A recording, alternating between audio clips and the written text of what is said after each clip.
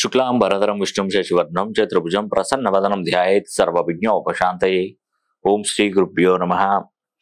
నమస్తే అండి, నేను మీ రామకృష్ణిహాన్, ఆస్ట్రో న్యూమరల్స్ని. అందరూ ఎలా ఉన్నారు? నేటి నుండి నేను చెప్తున్నటువంటి రాశుల సంపాదన చూస్తే వెన్నులో వణుకు పుడుతుందండి. అంటే అదృష్టవంతులు అయ్యారు, అదృష్టం వరిస్తుంది. నేను చెప్తున్నాను కదా, వారికి ఖచ్చితంగా మార్గం అనేది అన్వేషితం అయిపోయింది. నేను ఈ మధ్యకాలంలో ఒక క్లయింట్ నా దగ్గరకు వచ్చారండి. నేను హైదరాబాద్ అపాయింట్మెంట్ తీసుకొని నా దగ్గరకు వచ్చాడు అతను. హైదరాబాద్లో నా దగ్గరికి వచ్చినప్పుడు చెప్పాయని, ఏంటి మళ్ళీ ఎందుకు వచ్చావు అని అడిగాను. కరెక్షన్ తీసుకొని నా దగ్గరకు వచ్చాడు. అప్పుడు అంతకుముందు ఎప్పుడో ఒక సంవత్సరంన్నర క్రితమే కరెక్షన్ తీసుకున్నాడు. మళ్ళీ వచ్చాడు.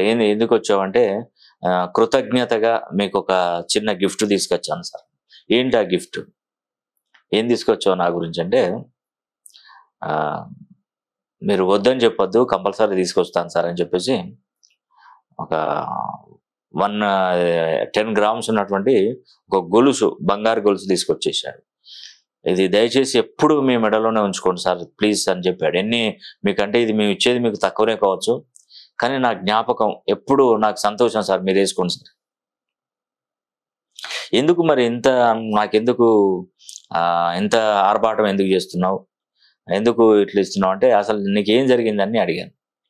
అడిగినప్పుడు తను ఏం చెప్పాడంటే, నేను ఒక హోటల్లో వంట మాస్టర్ను సార్. నాకు హైదరాబాద్లోనే నేను వంట మాస్టరు. ఒక ప్రముఖ హోటల్ పేరు చెప్పాడు. నాకు నెలకు 25,000 వస్తాయి సార్. నాకేంటంటే మా భార్య ఒత్తిడి బాగా పెరిగిపోయింది. ఏంటంటే, నువ్వు ఇన్ని సంవత్సరాల నుండి చేస్తున్నావు కదా హోటల్లో, నువ్వు తెచ్చే 25,000, 5,000 రూపాయలు మనకు కిరాయి రెంట్ హౌస్ అయిపోతుంది. పిల్లల చదువులు, మన ఖర్చులు అన్నీ తీసేస్తే నువ్వు తెచ్చిన శాలరీ తెచ్చినట్టుగానే అయిపోతుంది జీతం. కానీ ఒక్కరోజు మనం ప్రశాంతంగా ఏదైనా హోటల్కి వెళ్ళి ఏదైనా సినిమా చూసి మనం ఖర్చు పెట్టుకుందాం, లేదంటే ఏదైనా ఫంక్షన్లోకి వెళ్ళి ఎవరికైనా ఏదైనా గిఫ్ట్ తీసుకుపోదాం, ఏదైనా డబ్బు చదివిద్దాం అంటే మళ్ళీ మనం అప్పు తీసుకోవాల్సిన పరిస్థితి ఏర్పడుతుంది. నువ్వు తెచ్చే సంపాదన ఓకే, కానీ బ్రతుకుతున్నాం. కానీ ఎక్కువగా మనం ఎవరికైనా ఎటైనా వెళ్దామన్నా కూడా మనం వెళ్ళలేని పరిస్థితి వస్తుంది. ఇలా ఉంటే మన పిల్లలు ఎలా, మరి వాళ్ళని పోషించడం ఎట్లా, వాళ్ళని చదివించడం ఎట్లా? ఇప్పుడు చిన్నపిల్లలు కాబట్టి నువ్వు ఏదో ఫీజులు కడుతున్నావు కాబట్టి, ఏదో చిన్న స్కూల్లో వేస్తున్నావు కాబట్టి వాళ్ళు చదువుకున్నా, కానీ ఇంకా పెరుగుతుంటే, క్లాస్ మారుతుంటే ఫీజులు పెరుగుతాయి. వాళ్ళ మెయింటెనెన్స్, వాళ్ళ బట్టలు ఏంటి అసలు. ఆవిడను ఇంట్లో చీరలు జాకెట్లు కొట్టేస్తుంది, టైలరింగ్ చేస్తుంది.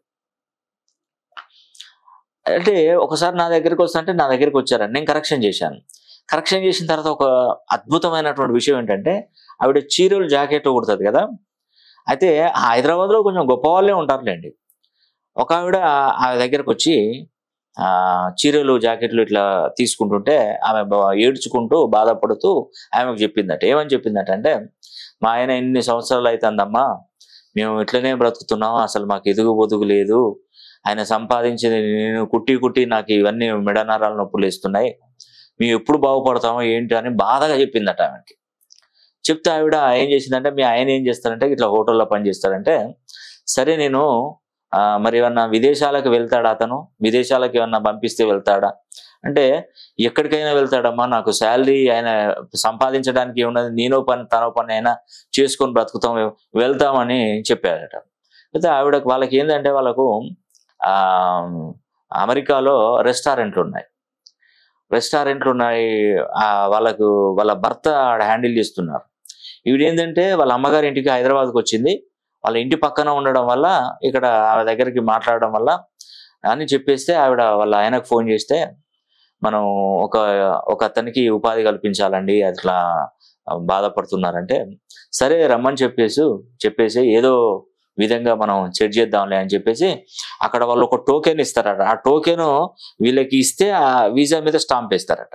అంటే ఇతను ఇట్లా అని వాళ్ళు లెటర్ రాసిస్తే దాన్ని చూడంగానే స్టాంప్ కొట్టేసి తొందరగా పంపిస్తారట. ఆటోమేటిక్గా అతనికి వచ్చింది. అతను ప్రిపేర్ అయ్యాడు, వెళ్ళాడండి. వెళ్ళి అతను చేసే వంట పనులు చూసి చాలా సంతోషపడ్డాడట. అక్కడ తిండి రెస్టారెంట్ వాళ్ళు చాలా సూపర్ సూపర్ అని అట్లా టేస్ట్గా వండాడు, చాలా బాగుంది, టేస్ట్గా ఉంది, ఇంత డెలిషియస్గా ఇంత ఫుడ్ బాగా అందిస్తున్నావు, ఏదో మార్పు జరిగింది మీ హోటల్లో అని ఆ పేరు వచ్చింది. ఇమీడియట్లీ వల్ల ఆ హోటల్, ఆ రెస్టారెంట్ ఇన్కమ్ అనేది డబుల్గా పెరిగిపోయింది. ఎక్కువగా రెస్టారెంట్లో రావడం. ఇతని శాలరీ వచ్చేసి ఇతను ఫస్ట్ ఒక 2 లక్షలు ఇద్దామని తీసుకొచ్చారండి. 2 లక్షల శాలరీ. ఆయనకి ఇప్పుడు ఆ రెస్టారెంట్లో 5 లక్షలు ఇస్తున్నారండి శాలరీ. ఇంకా వాళ్ళ భార్య పోలేదు.